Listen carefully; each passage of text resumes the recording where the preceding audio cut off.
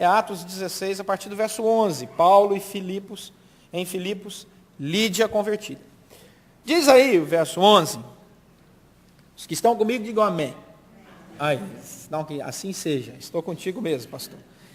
Tendo, pois, navegado de Troade, seguimos em direitura a Samotrácia, nome bom para você dar em algum filho, Samotrácia. No dia seguinte a Neápolis, e dali a Filipos, cidade da Macedônia, primeiro do distrito e colônia. Nessa cidade permanecemos alguns dias. No sábado, saímos da cidade para junto do rio, onde nos pareceu haver um lugar de oração.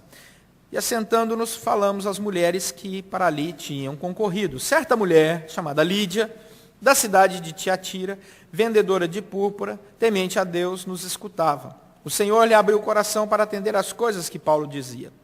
Depois de ser batizada, ela e toda a sua casa, nos rogou, dizendo: se julgais que eu sou fiel ao Senhor, entrai em minha casa e aí ficai. E nos constrangeu a isso. Aconteceu que, indo nós para o lugar de oração, nos saiu ao encontro uma jovem possessa de espírito adivinhador, a qual, adivinhando, dava grande lucro aos seus senhores. Seguindo a Paulo e a nós, clamava, dizendo: estes homens são servos do Deus Altíssimo e vos anunciam o caminho da salvação. Isso se repetia por muitos dias. Então Paulo, já indignado, voltando-se, disse ao Espírito: em nome de Jesus Cristo, eu te mando, retira-te dela. E ele, na mesma hora, saiu. Vendo os seus senhores que se lhes desfizera a esperança do lucro, agarrando em Paulo e Silas, os arrastaram para a praça na presença das autoridades. E levando-os aos pretores, disseram: esses homens, sendo judeus, perturbam a nossa cidade, propagando costumes que não podemos receber nem praticar, porque somos romanos. Levantou-se multidão unida contra eles, e os pretores, rasgando-lhes as vestes, mandaram açoitá-los com varas. E depois de lhes darem muitos açoites, os lançaram no cárcere, ordenando ao carcereiro que os guardasse com toda a segurança. Este, recebendo tal ordem, levou-os para o cárcere interior e lhes prendeu os pés no tronco.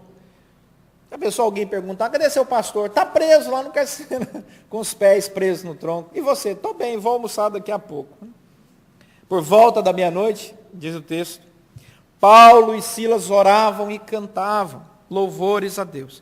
E os demais companheiros da prisão escutavam. De repente, sobreveio tamanho terremoto que sacudiu os alicerces da prisão, abriram-se todas as portas e soltaram-se as cadeias de todos. O carcereiro despertou do sono e, vendo abertas as portas do cárcere, puxando a espada, ia suicidar-se, supondo que os presos tivessem fugido. Mas Paulo bradou em alta voz: não te faças nenhum mal, que todos aqui estamos. Então o carcereiro, tendo pedido a luz, entrou precipitadamente, trêmulo, prostrou-se diante de Paulo e Silas. Depois, trazendo-os para fora, disse: senhores, que devo fazer para que seja salvo? Responderam-lhe: crê no Senhor Jesus, e será salvo tu e tua casa. E lhe pregaram a palavra de Deus, e a todos os de sua casa. Naquela mesma hora da noite, cuidando deles, lavou-lhes os vergões dos açoites. A seguir, foi ele batizado, e todos os seus. Então, levando-os para a sua própria casa, lhes pôs à mesa, e com todos os seus manifestava grande alegria por terem crido em Deus. Quando amanheceu, os pretores enviaram oficiais de justiça com a seguinte ordem: põe aqueles homens em liberdade. Então o carcereiro comunicou a Paulo essas palavras. Os pretores ordenaram que fossem postos em liberdade. Agora, pois, saí e ide em paz. Paulo, porém, lhes replicou: sem ter havido processo formal contra nós, nos açoitaram publicamente, nos recolheram ao cárcere, sendo nós cidadãos romanos, querem agora as ocultas lançar-nos para fora? Não será assim, pelo contrário, venham eles e pessoalmente nos ponham em liberdade. Os oficiais de justiça comunicaram isso aos pretores, e esses ficaram possuídos de temor quando souberam que se tratava de cidadãos romanos. Então foram ter com eles e lhes pediram desculpas, e relaxando-lhes a prisão, rogaram que se retirassem da cidade. Tendo se retirado da cidade, esse versículo é interessantíssimo. Sabe para onde eles foram? Dirigiram-se para a casa de Lídia. E vendo os irmãos, os confortaram, e então partiram. Como é que ficaria a sua vida se você tivesse, logo no começo da sua conversão, a experiência que Lídia teve. Demônios, gritaria de uma mulher, pastores presos, arrastados e espancados em praça pública, presos, arrastados e lançados em praça pública sobre acusações das mais variadas, e depois um terremoto. Como é que você enfrentaria esse tanto de dificuldade? Quero te dizer que muitas pessoas, por muito menos, já abandonaram a sua caminhada com Cristo. Muitas pessoas que se converteram, entre aspas, porque entre aspas significa conversão duvidosa, talvez não tenha havido de fato, porque se tiver havido eles vão voltar, senão vão continuar no erro. Muitas pessoas, quando começam a vida cristã, nas primeiras dificuldades, já começam a pensar, se eu tivesse no mundo, não estava enfrentando essa dificuldade que estão. Principalmente, quem tem a capacidade de analisar banco lateral, ou seja, senta lá no trabalho, na escola ou na família e diz, olha lá, aquele fulano não teme a Deus, não tem nada com Deus, está muito melhor do que eu. E aí ele começa a cair na crise do salmista, caiu lá no Salmo 73. Mas aí a palavra do Senhor diz que não foi esse o caso de Lídia. Lídia, muito pelo contrário, ela surpreende a todos, porque o versículo 40 diz que depois de toda essa balbúrdia, Paulo e Silas sabiam aonde eles poderiam encontrar o povo de Deus reunido. Na casa da recém-convertida, chamada Lídia. A Lídia é vendedora de púrpura. Esse registro, o fato dela ser vendedora de púrpura, é muito importante. Porque ele dá a nós alguns dados históricos. Primeiro, ou ela era viúva, ou ela era solteira. Casada não era. Porque se fosse casada, não estava trabalhando.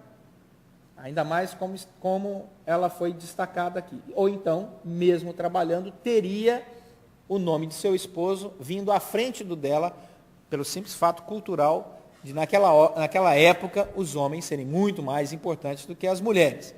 Hoje, é só você chegar no Palácio do Planalto que você vê que as coisas mudaram. Não é? Mas aí, nessa época, não. Então, quando nós olhamos o texto, descobrimos que essa mulher tinha alta posição social, porque esse comércio era de alguém que detinha poder financeiro, então é uma pessoa que na sociedade tinha dinheiro, e ela abre a sua casa para a hospitalidade.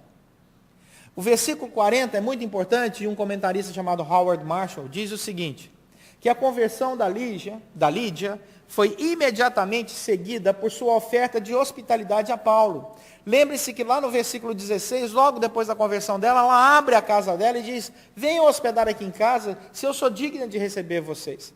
Foi tão rápida abrir a porta da sua casa, que ela se tornou um exemplo da igreja cristã de hospitalidade. Assim também, como um exemplo de que pessoas convertidas de fato, abrem o seu coração para compartilhar bens materiais com aqueles que ensinam a palavra. Isso está em Gálatas capítulo 6, 1 Coríntios capítulo 9, a hospitalidade em Romanos capítulo 12, 1 Timóteo capítulo 1, Hebreus capítulo 13, 1 Pedro capítulo 4, 3 João versículo 5 a versículo 8. Assim como lá em 1 Coríntios capítulo 9, versículo 14, quando diz assim, assim ordenou também o Senhor. Olha quem ordenou. Quem ordenou? O Senhor. Aos que pregam o Evangelho, que vivam do Evangelho. E Lídia sabia disso. E ela abre a casa dela. Quando se está longe de casa, nós sentimos a ação de Deus nos conduzindo para determinadas casas. Quando você mora na casa, na mesma cidade que seus pais, e você passa por alguma dificuldade, qual é o lugar que você vai? Para a casa dos seus pais. Existe um atrativo. Existe alguma coisa. Seja festa ou momento de dificuldade, todo mundo vai se encontrar na casa dos pais de. Porque ali é o lugar onde existe uma identificação, uma proteção, uma guarida. Mas quando você mora longe da casa dos seus pais, existem casas que abrem as suas portas e se tornam lugares de refúgio. E isso é característico da vida cristã e da nossa espiritualidade cristã. Deus nos dá o privilégio de termos milhares de casas que não são as nossas casas de origem, que acabam se tornando as nossas casas de referência por causa da hospitalidade. Tem uma coisa muito boa em ser pastor, como nós viajamos um pouquinho demais até, e pregamos em vários lugares, muitas vezes as pessoas abrem as suas casas para nos receber. Ah, vem um pastor de fora, e nos hospedam. E nos hospedam como Lídia hospedou aqui. Nos hospedam com tanto carinho, que você chega a ficar constrangido. Dá uma olhada aí no capítulo 16, quando ela diz sobre isso. Versículo 15, capítulo 16, versículo 15. Que Lídia abriu a sua casa e os constrangeu. O amor é tão grande que chegava a constranger Paulo e Silas, do cuidado, do carinho, da atenção. É quando você tem aquela mesa de café que você sabe que ela foi preparada com carinho pelo seu anfitrião. E Paulo diz, isso é uma manifestação de irmandade na fé. Então a casa da Lídia se torna um lugar de referência na vida de Paulo, de Silas e de toda uma igreja. Por quê? Volta lá para o versículo 40 do capítulo 16. Porque a casa dela é um lugar de encontro. Primeira coisa que nós vemos no capítulo 16, versículo 40, é que a casa da Lídia vai entrar para a história. 2000 anos depois, nós estamos nos lembrando da casa dela ainda, porque ali, quando eles saíram do cárcere, eles foram para a casa de Lídia, porque lá eles iam encontrar os irmãos. Mesmo sendo nova na fé, sua casa já era uma referência para pessoas que iriam orar ali. Meditar na palavra, era um local de meditação, de oração, era um lugar de refrigério, era um lugar onde as pessoas se lembravam imediatamente quando precisavam de algum apoio espiritual. Nós estamos falando de uma pessoa recém-convertida. Estamos falando de uma pessoa recém-convertida que passou por esses traumas, um atrás do outro, uma batalha espiritual, uma batalha sociopolítica econômica e também moral, por causa da acusação que fizeram contra Paulo e Silas, e ainda um terremoto, como se não bastasse. Mas ela abre a sua casa e diz, eu quero que a minha casa seja lugar de encontro de irmãos. Segunda coisa, capítulo 16, versículo 40, é que eles viram ali os irmãos e esses irmãos os confortaram. A casa da Lídia é uma casa onde existe o conforto para aqueles que sofrem. A casa da Lídia é o lugar certinho para você experimentar o que diz lá em Mateus capítulo 5, versículo 1 ao versículo 12. Vamos lá para Mateus 5, 1 a 12? Lá diz o seguinte, que nós podemos experimentar em Mateus 5, 1 a 12, página 6, do finalzinho aí da segunda parte da Bíblia, a página 6. Mateus 5, de 1 a 12, você pode encontrar aí as características de uma casa de fato cristã. Porque você pode usufruir aqui na terra um pedacinho daquilo que Deus vai nos dar no céu. A gente chama isso na teologia de escatologia inaugurada. O já e o ainda não. Ainda não estamos no céu, mas já somos cidadãos, membros do reino dos céus. Ainda não moramos na Nova Jerusalém, mas já podemos desfrutar de alguns aspectos, ainda que pequenos, da Nova Jerusalém. Ainda não temos todo o nosso corpo transformado e glorificado, mas já podemos experimentar a transformação que Deus efetua, não apenas na nossa alma, mas também no nosso corpo. E aí, Mateus 5 diz que casa como a casa de Lídia é lugar de conforto, porque é lugar de alegria. Diz aí, bem-aventurados os humildes de espírito, porque deles é o reino dos céus. A casa de Lídia é um lugar de humildade. Só abre a sua casa para receber a igreja em reuniões de oração, em chás, em encontros, momento de meditação na palavra, quem é humilde de espírito. Porque quem não é humilde de espírito, não abre a sua casa porque tem medo do julgamento do outro. Ah, eu não vou abrir minha casa porque minha casa é muito pequena, as pessoas vão achar que a minha casa é muito pequena. Ah, não, eu não vou abrir minha casa para receber os irmãos aqui para uma reunião de oração, alguma coisa, porque a minha casa é uma casa muito simples, as pessoas têm uma casa muito boa. Às vezes acontece o contrário. Ah, eu não vou abrir minha casa porque ela está tão boa que vai constranger as outras pessoas que vierem aqui. Mas quem é humilde de espírito não se importa com isso. Ele abre a sua casa, porque a casa dele é a casa dele, é a casa que Deus deu, seja grande, pequena, bonita, simples, seja muito grande, seja num bairro nobre ou não. É a casa que Deus deu a ele, o coração dele é tranquilo. Ah, gente, eu moro aqui mesmo. E Lídia era assim. Ela não se importava com o julgamento das pessoas. Essa é minha casa. E ela está aberta. Então é uma casa onde as pessoas recebem umas às outras com tranquilidade. Você não está ali para mostrar para os outros, olha só, eu quero convidar os irmãos para vir aqui para ver o cálice que eu comprei. Não. As pessoas entram e falam, que cálice bonito. E diz, obrigado, Deus quem deu. E outros vão chegar e falar, não tem cálice nenhum. Tem não, mas tem um copinho da Santa Ceia que eu trouxe de lembrança. Vamos tomar nele. Então, o humilde de espírito, ele não está preso a estereótipos. Ele tem o coração completamente aberto. E esse era o coração de Lídia. Vamos ver a importância disso lá na frente. Segunda característica aí de Mateus 5 é que o bem-aventurado é aquele que chora, porque ele vai ser consolado. E se a nossa casa for casa como era a casa de Lídia, vai ser lugar de consolo. As pessoas vão chegar lá e vão receber uma palavra de consolo.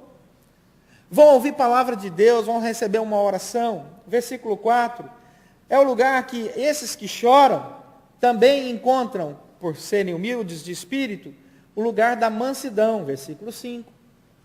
A casa de Lídia é uma casa de pacificadores, vai dizer isso aí. Versículo 9. São mansos e amam a paz. Paulo e Silas não chegam lá na casa de Lídia e encontram os irmãos armados até os dentes, dizendo, Paulo e Silas, nós estávamos aqui organizando um movimento revolucionário cristão para tirar vocês lá da cadeia à força, porque nós fomos contra a injustiça da sua prisão, e aí compramos algumas armas aqui e nos preparamos para invadir. Ainda bem que vocês chegaram, ainda bem para os romanos. Não, a casa da Lídia é uma casa de paz, de mansidão. Eles colocam todas as suas questões na mão do Senhor e descansam. Mesmo, versículo 6 de Mateus 5, tendo fome e sede de justiça.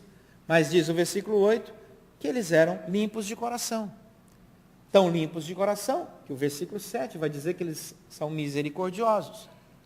Então, quem vive perseguido por causa da justiça, versículo 10, é um bem-aventurado, porque a justiça do mundo, quando encara a justiça de Deus, se torna injustiça. Porque a justiça de Deus é superior à do mundo. A justiça do mundo, não todas as vezes, mas na grande maioria das vezes, ao julgar a espiritualidade, é injusta. E aí, essas são as características de uma casa como a casa de Lídia. Quer saber se a sua casa é casa de Lídia? Pergunto. É um lugar de humildade de espírito, de gente que chora e é consolado, de gente mansa, pacificadora, de gente que tem fome e sede de justiça, mas que ao mesmo tempo é misericordioso, é limpo de coração, e que mesmo quando está perseguido, se alegra porque a perseguição é em nome do nosso Senhor e Salvador Jesus Cristo. Essa perseguição é para nós glória, não é nenhum problema. Essas são as características da casa de Lídia.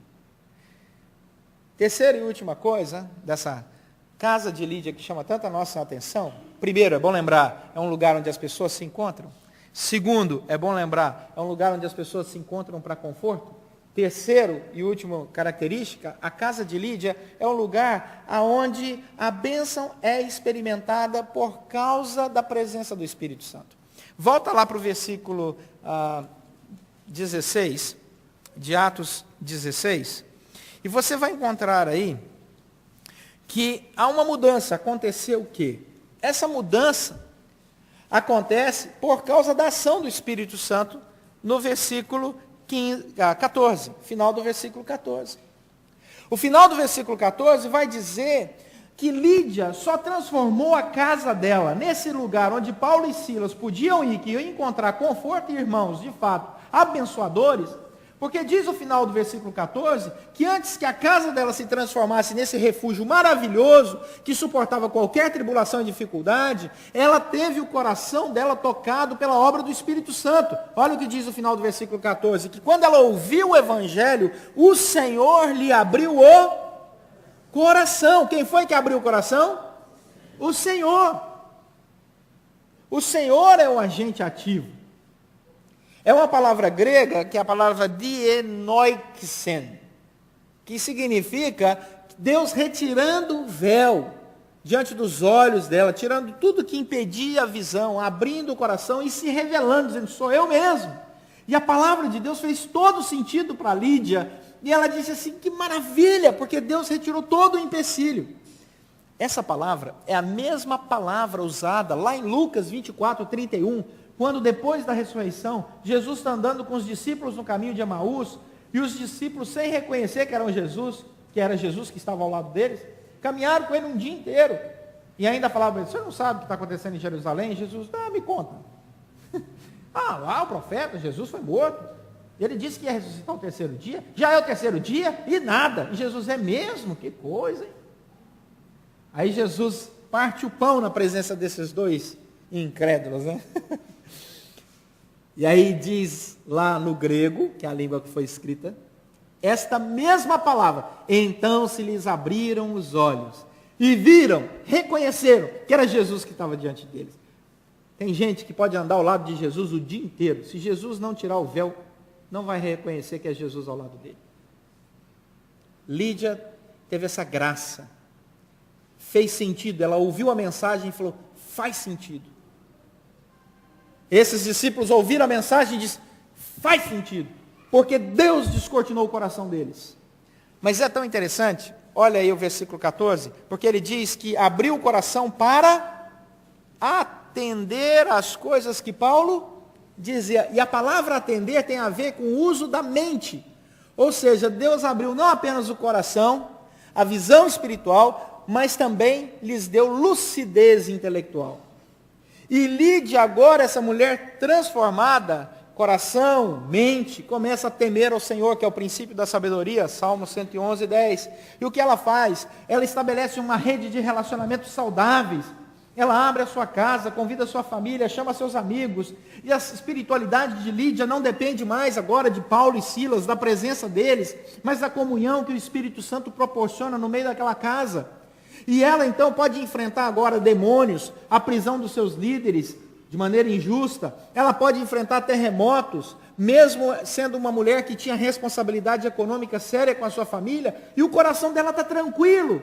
E ela não olha para trás e diz assim, maldita hora que eu me tornei crente, de lá para cá deu tudo errado. Não. Ela está tão sólida na sua fé, tão feliz com a sua fé, que quando Paulo e Silas, no momento de maior dificuldade, não estão desesperados lá na prisão. Lembre-se que eles estão presos, mas estão cantando louvores. Você está lá preso. Como se diz no Nordeste, pense.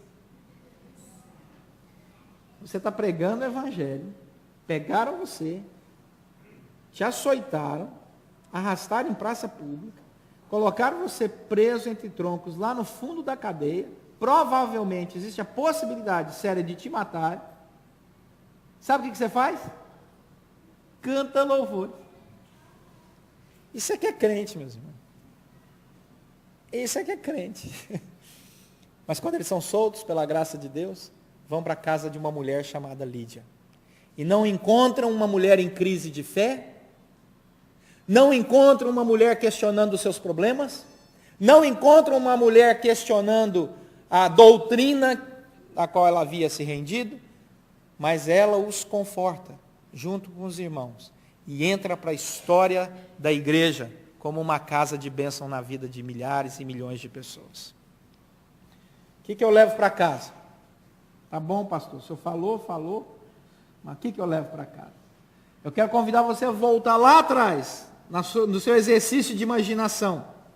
O que você faria se tivesse passado pelas mesmas experiências que Lídia passou? Como seria a sua casa? Uma casa fechada ao Evangelho, não gostei dessa experiência? Ou uma casa aberta à comunhão do povo de Deus? Se o Espírito Santo de Deus abriu sua mente e coração, se ele se revelou a você, como se revelou a Lídia, pode ter certeza que a sua casa vai ser lugar de bem-aventurança. Pode ter plena convicção que aqui nós temos centenas de casas de Lídias, prontas para servir ao Senhor. E que Deus nos abençoe para entrarmos na história do povo de Deus, como uma casa do povo bem-aventurado. Amém? Vamos orar.